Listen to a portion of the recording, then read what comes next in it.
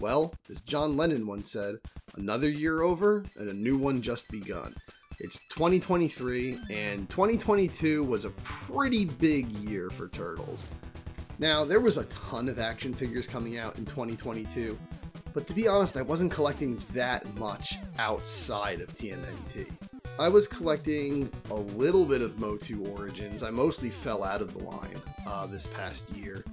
I collected some of the NECA Universal Monsters figures, and I collected, which there weren't many of, and I collected, some of the Jakks Pacific Sonic the Hedgehog figures, which are not collector figures anyway, so I'm not really going to do any figures other than Teenage Mutant Ninja Turtles themed figures, because that's really the bulk of what I was collecting this past year, and there was a lot of Turtles figures. There's also a lot of action figures not related to Turtles that I wanted, but I just didn't get because you can only collect so much, so it's like I have to pick and choose what I want to collect and what I don't want to collect.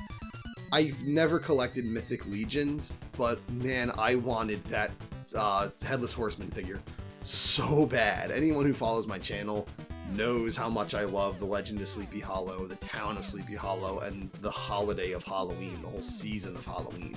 I've done multiple videos about the Legend of Sleepy Hollow on this channel, so it's kind of almost even become like, I don't know, an icon synonymous with this channel. So I would love to have that figure, but it's like so much money on the aftermarket, and I didn't know about it until it was like basically sold out.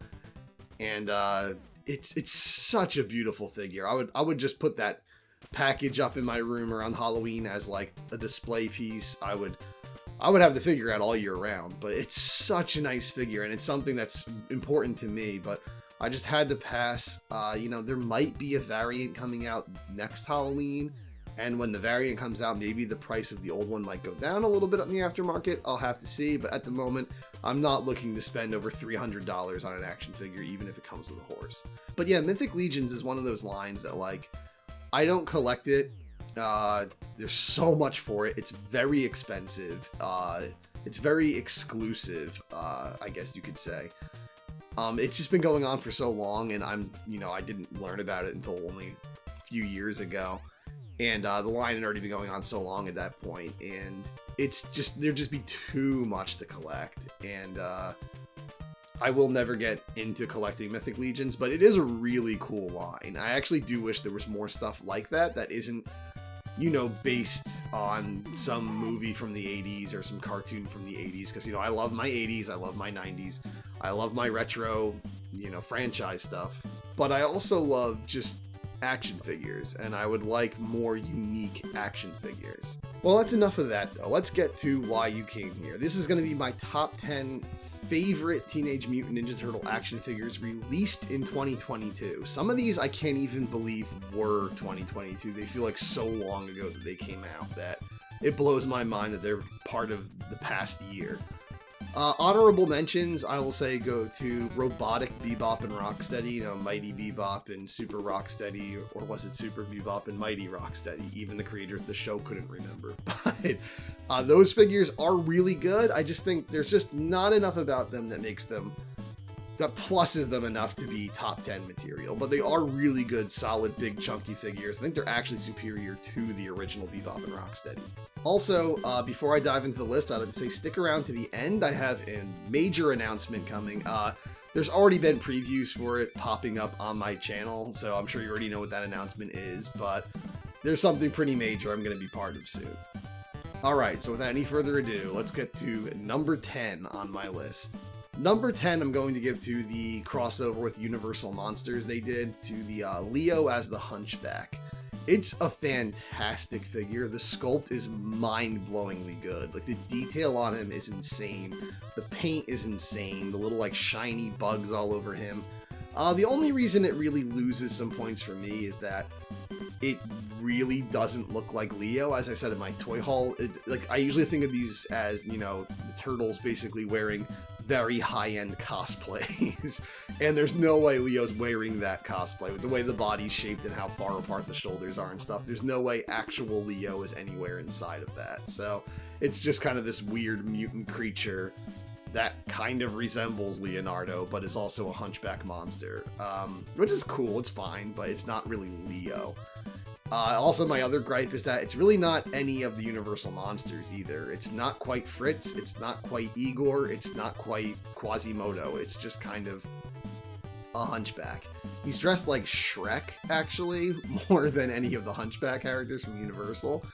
Or maybe even Andre the Giant's character from The Princess Bride, he kind of looks like, with the outfit he's wearing. But it's a really solid figure, and the storage shell play feature they added is really cool. It's a really cool callback, and it's a perfect use of it. And he just comes with a lot of cool accessories. He's just a really cool figure. But he's not my favorite just because, I don't particularly love, I guess, Leo being a hunchback too much. I don't hate it, but it's just like, it's a weird look. Even if it's a really good one when you consider it's supposed to be Leo, and it's not really based on any of the Universal monsters. It's clearly meant to be the lab assistant of Dr. Frankenstein with the brain in the jar and all, and not Quasimodo. But it doesn't look like any of the hunchbacks from the Universal films. Number 9 goes to the only Playmates figure on this list. Yes, who were once the only go-to toy developers to make Ninja Turtle toys. Now they don't make a lot of very good stuff. They've been reusing a lot of sculpts from figures that nobody really ever liked that much. And they've just been packaging them with other IPs a lot, and just re-releasing a lot of their vintage figures, but crappier, like less paint, weaker plastic. There's a lot to be said about what Playmates has been doing with the brand. But one thing they got very, very right is the Last Ronin figure. Now, I'm not going to say what turtle this is, because apparently that's still a spoiler, but it's the turtle from the Last Ronin. And I put him at number 9, only because obviously he's not going to be as flashy and amazing as a lot of the NECA and Super 7 stuff, because those are just high-end collectible figures, and he's just, a little 4.5-inch vintage style figure. But boy, they packed so much into this. Not only does he come with a huge spread of accessories that are all fully painted, but he just has so much paint deco on him. He has so many different types of paint, shiny metals, dirty looking, deco all over certain things, worn looking materials. For a figure like this, like a vintage style Turtles figure, that's really going above and beyond. And he just has, plus articulation than the vintage ones, but he fits in so well with the vintage figures. I have him right with my vintage display back there. I put him on top with some other figures, and he fits right in. He looks like he belongs in that line. And this is what I want from Playmates. I want them to make more stuff like this, whether it's a whole Last Ronin line, or if it's just them making new Ninja Turtle figures in this style. I honestly would be super happy if they just continued the retro, vintage line, but maybe with this articulation style and this kind of level of paint and everything. And, just kept making more figures. Give us Lieutenant Granitor. Give us Tora, the polar bear from the NES game, and Shogun, and give us all those characters. Give us Lotus Blossom, characters from the cartoon we never got, Pizza Monsters, in that vintage style. I would be all for that. I'd be so happy if they did that. Archie characters, they could do Armagon or the Chameleon in the vintage style. That's what I want from Playmates. Please, Playmates. Even if it's just more Last Ronin characters, please just make more figures like this. Keep making Turtles figures. Stop re-releasing old sculpts. Make new stuff like this. Okay, so number 8 is going to be Leatherhead from Super 7. Honorable mention right now, I guess, goes to the Fiore Planet Crocker, who's not technically Leatherhead.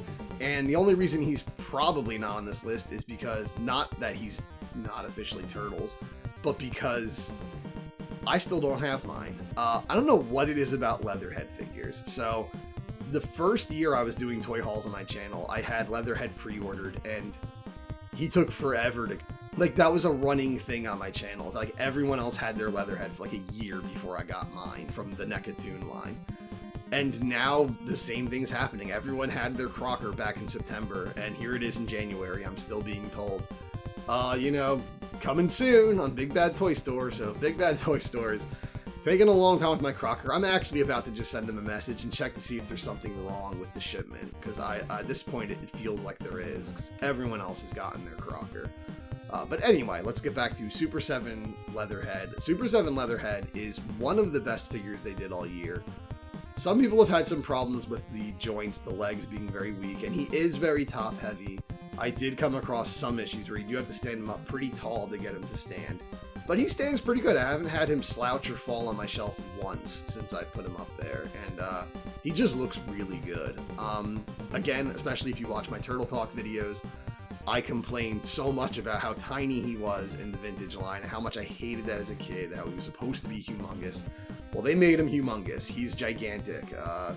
So he's a great figure. I'd say the only thing I don't like that much about him is a lot of his accessories were just plain red. They didn't like paint any deco on them. Super 7 does that a lot. I had that same problem with Bebop and Rocksteady, where, you know, they could have at least made the trash can lid, you know, metallic paint, like metallic silver. They could have put, like, you know, some variations of grays and gunmetals and stuff on their accessories. Like, the knives could have shiny blades and then gunmetal handles or something. They just make them like all one gray. And that's a problem I have with Super 7, is they don't usually add like any paint, plussed paint to accessories, and if they do, it's like really kind of lazy, like how Mutagen Man's gun is just, you know, primary yellow, and then they threw a couple little hints of metallic gold in there. So like, that should be crazy colors. That gun should look like a Nerf gun from the 90s. But anyway, I wish they painted the things on Leatherhead's belt a little more, but aside from that, he's an awesome figure. I love Leatherhead. I wish there was a little more deco on him too, like some of the scales were darker and some of the scales were lighter, kind of like a real alligator looks. But he's awesome. Great figure. Number 7 is a figure I actually just got, I think, a week ago when recording this, and that is the NECA Archie Slash. Now, I did not plan to get all of the NECA line. I was thinking I'm probably going to get Man Ray or Ray Fillet, whatever you want to call him. I did not think I was going to get Slash. I went to Target, there was a bunch of him, and he's really good. I was blown away by how good he was. I bought him, and then I wasn't expecting the Van Helsing Splinter, the Van Helsing Splinter to be out so soon. I thought he was going to be like way down the line, but he was there, and I got both of them. And I have to say, I didn't really like the Van Helsing Splinter. I don't like it very much. It's one of my least favorite NECA TMNT figures, actually. But this guy ended up being, the one I didn't even plan on getting, ended up being like one of my favorite NECA figures from the year. He came out so good. He's so big and chunky and stocky. And like, I know he's mostly recycled parts from, you know, Toon Toka, who I actually don't have. I'm sure if I had Toka and Razar, the Toon ones, they might be on this list. But I don't have Toon Toka. But man, this guy is just so cool. And honestly, it didn't come through in the promo images, but when you see that kind of comic booky etched line shading that they do, the hatching there, it just looks so good. There's something about it that looks like a plussed version of the Cell look of the Toon line, honestly. It actually looks a little nicer, I think, than the Toon line deco. So he's just a perfect Slash figure, because, you know, Toon Slash sucks. Not NECA's fault, he just sucked in that cartoon. It's nice we got an accurate figure by them, but that version sucked. Arcade Slash was made out of the same body, so he was like really just kind of a pixely, scrawny Slash. This is what you want from Scratch. This is more Slash. I just call him Scratch. Slash. This is what you want from Slash. This is more like what he looked like even in Turtles in Time, honestly. Like, he looked more like this. He was big and intimidating. I don't know why they made him so scrawny for the Turtles in Time line, but I don't collect the game figures because I just don't like that pixely look they did. Like, it doesn't work with a 3D round figure. It just looks kind of sloppy in my opinion. But I think they should remake the Turtles in Time Slash with this base and just color him accordingly. Perfect figure. This is one of the best Slash figures ever made. I think obviously Vintage Slash is always going to be the best because he's the one that started it all. And he was one of the best figures of the Vintage line in my opinion. But he's up there. He's one of the best Slashes. Now number 5, I'm going to say, is another NECA one. And for a change, it's not a big chunky figure. I usually pick big hulking chunky figures. They just catch my attention more. They just look nicer on a shelf usually. But man, that NECA Usagi Yojimbo is just flawless. I love how stark white he is, how bright the white is on him. He stands out so much. The likeness is perfect. He doesn't look just like perfect how he did in the Turtles cartoon, which he does. He also looks pretty perfect just as a representation of the character from his own comic series. He looks really good. It's kind of like, not kind of, it is the best Usagi Yojimbo figure ever made, but it's also just the kind of like the quintessential Usagi figure. It's the most Usagi an Usagi figure has ever been, if that makes any freaking sense whatsoever. But just, yeah, the paint is so clean and it just contrasts and pops so well. His accessories are perfect. He comes with so much. You can switch up his look and it looks so good. The hat is such a good addition. The belt works so well. You can just strap all his weapons on him. He's just perfect. He's a perfect figure. And like I said in my Turtle Talk video, I like Usagi. I think he's awesome. I don't think I quite ever liked Usagi as much as most Turtle fans do. He was always cool, but one of the lower on the list characters for me when it comes to Turtles mutants that I really like. Obviously, he's not a mutant. He's from his own series, but you know what I mean. Anthropomorphic animal characters. But I have to say, that's one of the best NECA Toon figures ever made. It's just more than any other figure in that line. I think that just spot on. They got that character. They did his look. They did it perfectly. That is the Usagi Yojimbo toy. All right, so now we're in the top 5, narrowing it down quite a bit.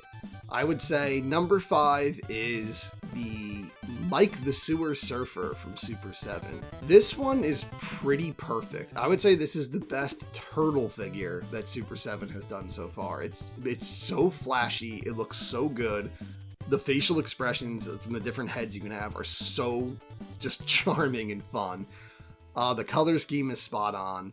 It looks like the classic one, but plussed, and that's what I want from the Super 7 line. It hits all the nostalgia, but it's also just a great figure in its own right. He has so much shelf presence, even though he's not a big chunky figure, with that surfboard and just the bright loud colors and the crazy aesthetic.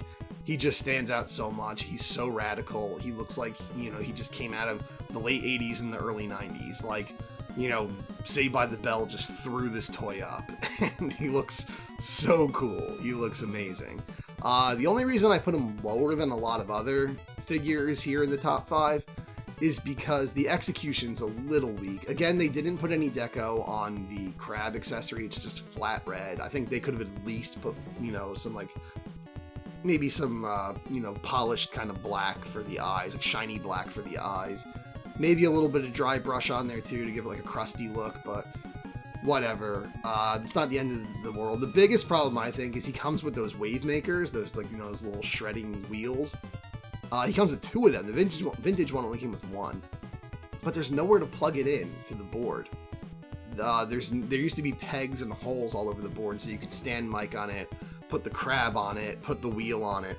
But you can't put the wheel on anymore because it's not going to stick. There's no pegs, so there's no holes. You can't just plug it in like you used to be able to. And it used to spin. It used to actually have an action feature. It doesn't have that anymore. So because of that, I do think it loses some points. Although I do like the board looking just clean the way it does with no pegs and stuff. It does look really nice. But I do wish it had a way of actually putting the blade on the surfboard. Okay, next up is another Michelangelo figure. At number 4, we have the NECA Universal Monsters crossover Mummy Michelangelo. Michelangelo as the Mummy is definitely, hands down, the best of the Universal Monster Turtles so far. He looks so good. I can't stress how much this figure just looks amazing. He honestly puts the actual Imhotep mummy figure from the NECA Universal Monsters Ultimates to shame, even though that's a great figure. It looks like just like, you know, Boris Karloff at the beginning of that movie. But the Mike is just so good. Every little detail. I love all the little symbols on his shell. He has, you know, Foot Clan logo, Triceraton logo, the Turtles logo. Just, it's crazy just how much stuff they worked into there. The Ankh nunchucks are awesome. I love the Cobra that can wrap around his leg. Everything he comes with is just amazing. I love the shiny gold of the Ankhs. I love everything about him. And I go with the more Boris Karloff-esque face, because I just love, the Universal monsters. I want him to look as much like the Universal monster as possible. But that alternate head sculpt, man, that movie prop head sculpt is amazing. He looks so good. That's just such a funny thing to put in there. You can go overboard doing like meme references in official products. It's hard to say why sometimes it works and sometimes it doesn't, but it works in this. It really works with this, and it just fits perfectly because he's an old decaying mummy, where that was an old decaying prop, and it was released around Halloween, that footage, and it was, this big scary funny joke. And this is a scary, funny turtle. So it worked really well. That Mike he's just perfect. I mean, he's not big and bulky like the Raph and Leo are. And I love the Raph. I think as a figure, I like it more than the Leo. But the Leo, or just like as like a character, I like it more than the Leo. But the Leo as a figure is better, I think, technically. But Mike is just the best all around. He's just my favorite figure. I love him. I can't wait for Don as the Invisible Man. What the hell is taking so long with Don? Why did they release 2 non-turtle characters before Don? Why does my boy Don always get the short end of the bow staff? I'm sick of this. Like, Don needs to be front and center for a change at some point. But he never is. Anyway, let's move on to the top 3. So at number 3, I have Super 7 Ray Fillet. The only complaint I have with this figure is that the belt and the guns orange are not neon orange like they were in the vintage line. I've said this in my toy haul video, but they seem to be against doing neon orange on figures. They'll do hot pink, like, Mutagen Man had hot pink, hot electric pink all over him, even though the vintage figure didn't even have that. I liked it. It's a welcome addition.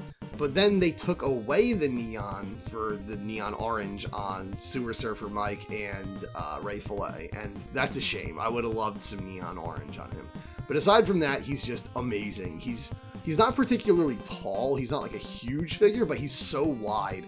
He's so big. He has, not to sound like I'm ripping off Toy Bro here, I know he uses this expression all the time, but I just can't think of what else to say. He has so much shelf presence. He just looks awesome. He catches your eye. He's humongous. He's got a cool color scheme. I always liked Ray Fillet. I think a lot of people do. He just had he always had a very cool, for the vintage toy line, like, summery look. Like, his colors just look like, you look at him and you imagine being in a swimming pool in the summer. Like, he just has this cool look, like 90s pool toy look, like a Super Soaker or something. And he looks perfect for the figure. And he's also very, well made. Super 7, there's a lot to say about Super 7. They've had a lot of ups and downs this past year. A lot of downs, unfortunately. But, they still make beautiful looking figures. And when they do them right, they're so right. And Ray Fillet, I had no QC issues. Like, he's just perfect. I had no problem with Ray Fillet. Also, gotta love that anchor they gave him on the real rope. That's just so much fun. And really ties together that whole, maritime theme.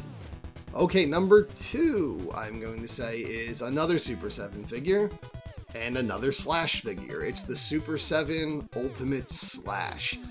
This figure is so freaking beautiful. It is perfect. It's big and bulky and chunky, just the way I wished the vintage figure was, even though he was always so small. You could tell just by the way he was built in that vintage figure that this guy was supposed to be a tank. But they just made him so small because, wide characters just always came out so short in the vintage line because they had to fit in that blister bubble. But now they could just make him whatever size they wanted. And, he's not, too much taller than the Turtles. He's a little taller than the Turtles, but he is just humongous. He's a cannonball. You could just beat someone with this guy. Don't do that, but you could. And, this is a case where his accessories, the paint was done really well. There's a mix of black and the bright magenta and silver, metallic silver, and it just looks so good. And Just both the head sculpts look great, and I know I had a problem with the eye on one of the head sculpts where it looks a little more lazy eye than he did like angry bulging eye, so I go with the unique head sculpt, not the vintage head sculpt for that reason. Also, I just, I already have the vintage figure making that face. I'd rather have this figure make a unique face because it's a different figure. But oh boy, that Slash is just so good. He just feels good in your hand. Like, you just feel like you're holding a big quality item, and I've always loved that vintage Slash. They also did such a good job of pleasing everybody. I always had neon yellow belly Slash. I never had the mustard colored Slash. But they went with the mustard one, which I get. That's the more, like, appropriate color, I guess. That's what the Turtles have. The neon yellow is just for people who like crazy crap like me. But they did a mix of black and pink belt, which is awesome. I always had the pink, like magenta belt.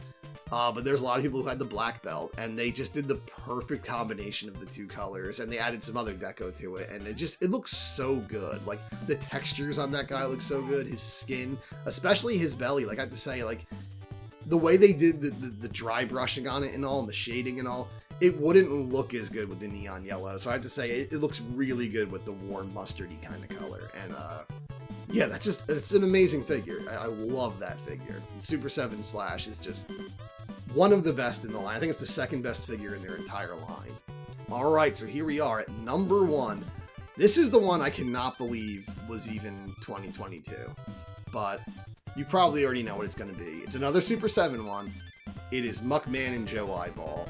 Why wouldn't it be? I already praised the vintage figure to no end in my Turtle Talks video. I talked about how it was technically the best figure in the line, most impressive sculpt, looked amazing. Well, they took that same sculpt, redid it, bigger, crazier, and this time they actually, like, painted almost everything on him, and he's just so big and hulking and awesome, and once again, so much shelf presence. So much so that in my display, he's still the only figure that has one little shelf all to himself.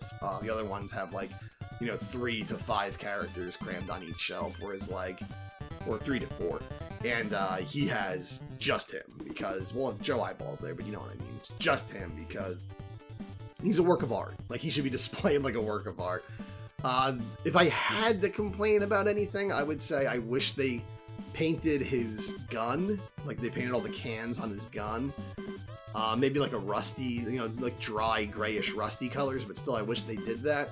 And I have a little bit of problems with him slouching because he's so top heavy, and the leg, hip joints have been a problem with Super 7 for a long time. My friend Eric, he had problems, he said, with Slash, where, like, his hip joints are getting loose now and he's starting to sag, which is a shame. Luckily, my Slash, I have no problems with him. But, my Muckman is, like, I had him in a really wide stance where he was kind of hanging down, and at some point, he sagged a little more, and I tried to pick him up, and he just kept sagging back into that pose. I'm like, oh crap, he's like, I had to stand him up even more then, try to, like, fix the joints. In the summer when it gets, hot and humid, when you're in those weird months where it's not hot enough for AC yet, but it's still, hot enough where it makes you sweat your ass off inside, he was starting to sag at that time, and, yeah, but aside from that, he's so perfect. Like, he's just like he was the masterpiece of the vintage line, he's the masterpiece of the Super 7 line so far. I don't think they're going to make one more impressive than him at any point, hopefully, but as of right now, it's hard to top Muckman. Muckman is just, he's always a work of art, so that's my number 1 figure of the year. I forgot it was from this year because it was so long ago. I thought it was like December 2021 it came out, but no, it was March 2022 that it released, so it was well into 2022. Honorable mentions, Mondo Gecko was great. There's tons of honorable mentions I could probably do, but those are my favorite turtle figures, and I hope you had a fun time listening to that. But now, before I go, I want to talk about the Party Wagon podcast. So I mentioned my buddy Eric during this video. You may have heard of him before. He has the YouTube channel No You Grow Up, and I will link it in the description of this video. We are starting a Ninja Turtle exclusive podcast soon called the Party Wagon Podcast. I don't know when this video is going up, but we've already recorded episode 1, and episode 1 will probably be up already by the time this video goes up because it's going up tomorrow morning, and this is the night, and this is probably not going up tonight. So, yeah, look forward to that. We have, we're going to be bi-weekly. It's going to be every other week. We're going to do an episode. Our next episode after that is going to be a discussion about Super 7 TMNT toys.